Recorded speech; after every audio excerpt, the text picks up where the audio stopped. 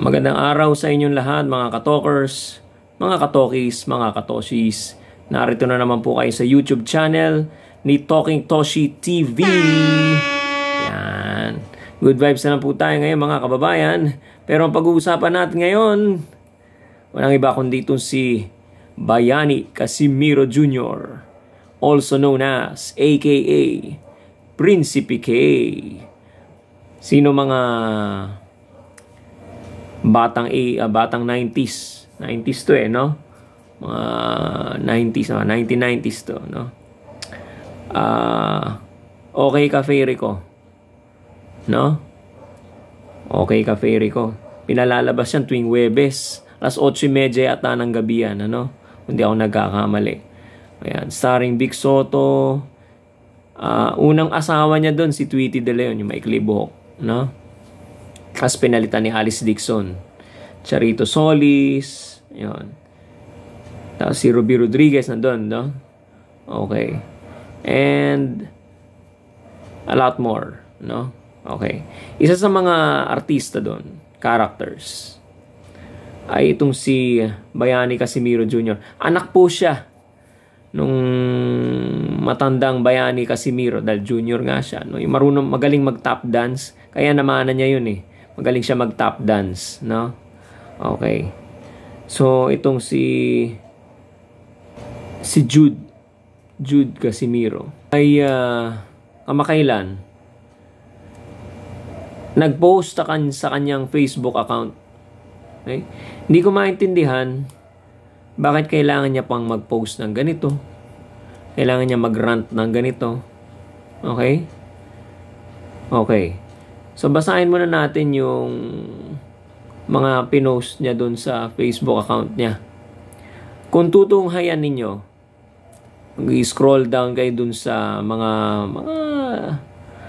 luma niyang mga post, ano? Mga una niyang mga comments. Mapapansin niyo mga kababayan,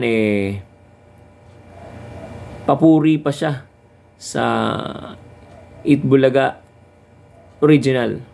Dahil binabatikos niya yung fake na bulaga, no? Yung fake bulaga na ngayon pinangalan ng tahanang pinakamakasaya, no? Dati ayaw niya doon sa attorney ng fake bulaga, yung kapikean nung Itbulaga ng GMA7, okay? Lahat ayaw niya doon. Pero nakakapagtaka, bakit biglaan na lang na nagbago ang ihip ng hangin at bigla lang siya naging tutol dito sa Itbulaga na original, no? Specifically dito sa tatlo, sa TVJ, no? At yung sinabi niya tungkol dito sa TVJ, napakabigat, no? Unacceptable, very unacceptable, very uncalled for. Wala sa ethical standards at moral standards ng mga tao, no? Okay. Sige. Ito na muna mga magagaan muna na nakita natin dito sa Facebook account niya, no? Simula nung nagbago siya, nag-shift siya ng mindset from supporting from supporting Itbulaga original, going to yung mga statements niyang unsavory, no? Mapangit sa panlasa.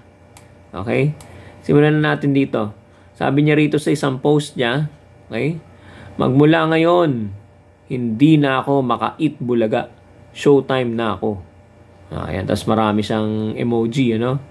Na tumatawa. Ewan ko kung nagbibiro siya dito o totoo sa kanya kalooban.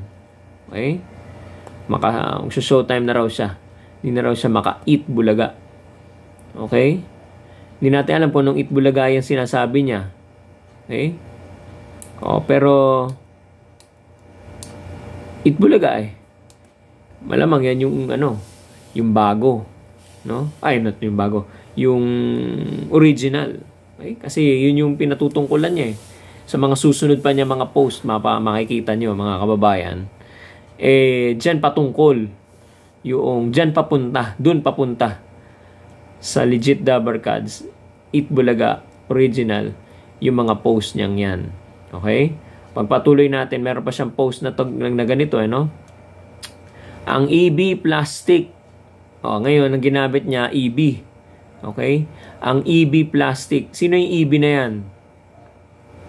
Yung matagal ko silang kasama.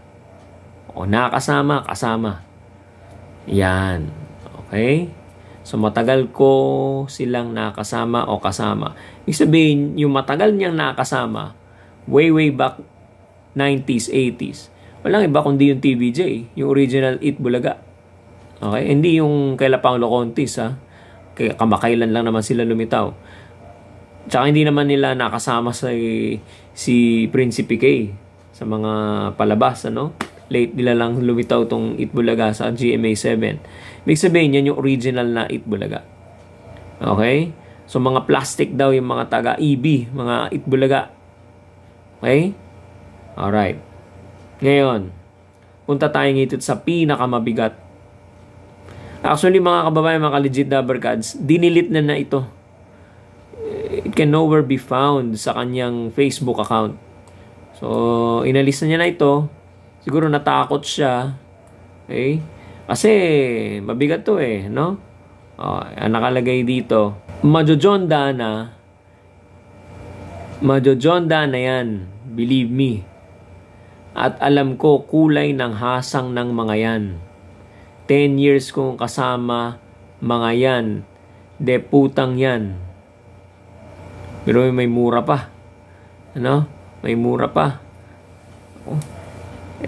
Ano kaya masasabi ng mga ng TVJ dito? Okay? Matatanda na raw yan. Okay? Totoo naman, matatanda na yung mga yan. May edad na. Okay? Bakit? Sino ba ang hindi magkakaedad at tatanda? Maski nga ikaw, nagkakaedad ka na eh. Maski ikaw nga, matanda na eh. Ako, tumatanda rin. Lahat tayo tumatanda. Hindi natin maiiwasan yun. Okay? Isang prinsipyo sa buhay, mga ka-legit Dabbercads, ang dapat natin matutunan. Okay? Huwag nating hahamakin ng matatanda. Bakit? Darating din ang panahon, tatanda ka rin. Okay? Kaya nga itong may experience kami ng mami ko, no? Kasi senior na ang mami ko, senior citizen na. Ayaw yung taxi driver ayaw niyang isakay kami. Pinabababa kami. Nakaupo na kami sa likod, ano? Pinababa kami. Sabi ko, wala ho kayong awa. Wala man lang kayong awa sa matanda. Hirap na yung mama ko syempre medyo sa paglalakad, ano? Hindi niya na kayang, although nakakalakad pa naman siya, pero hirap siya, no? Syempre, may edad na rin. May edad na rin. So, yun. Sabi namin sa loob-loob namin, tatanda ka rin. Mararanasan mo rin yung mga sakit-sakit na ganyan, mga sakit ng katawan, hindi ka makalakad, tatanda ka rin, tandaan mo yan. Kaya yung mga katandaan na yun, dapat iginagalang yung mga ganyan, ano? Okay. Dito sa case na to, walang galang itong si Bayani Casimiro Jr., no?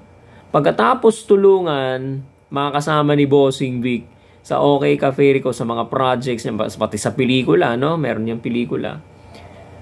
Parang lumalabas wala kang utang na loob. At mas mabigat pa tong nanditong inilabas niya. May mamamatay daw isa raw sa TVJ may mamamatay. Paano mo nasigurado? Ano ba yan? Wish ba yan? Banta? Okay? Kasi kung banta yan, pwede kang kasuhan ng grave threat niyan. No? Kung banta yan. Okay? Tapos, kung wish yan, kung sana ninanasa mo or gusto mong may mamatay dun sa ano, or alam mo may papatay sa kanya, o ikaw mismo ang papatay sa kanya, doon sa isa sa mga TBJ, mali lahat yun. Okay? Mr. Casimiro Jr., mali yun, ha? Oh. Sinasabihan lang kita. At lahat ng mga nag-topic na nitong issue na ito, ikaw ba naman mag-post ka ng ganyan sa ano mo, mababahala kaming lahat. At bakit mo dinilit? Hindi mo siguro kayang panindigan. Natakot ka siguro.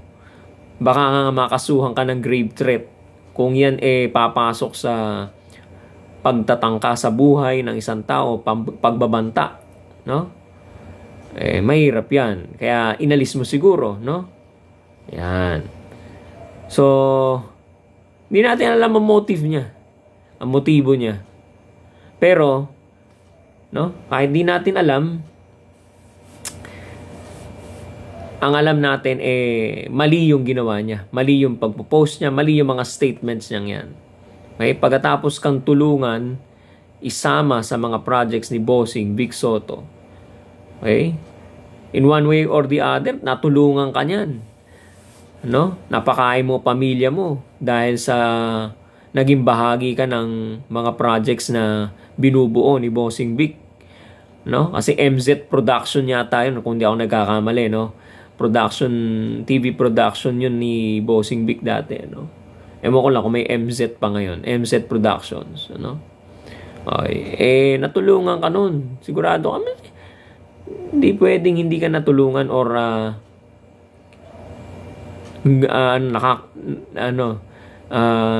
nakakuha ka ng benefits from your work. Okay?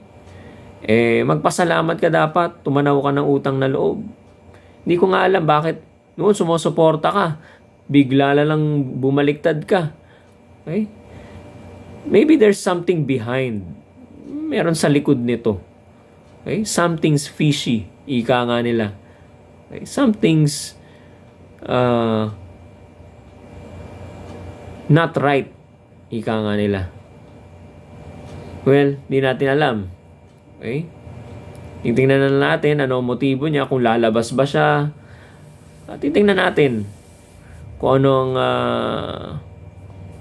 motibo niya sa pagsasalita at pagsasabi ng mga ganito mga statements na napakadelikado.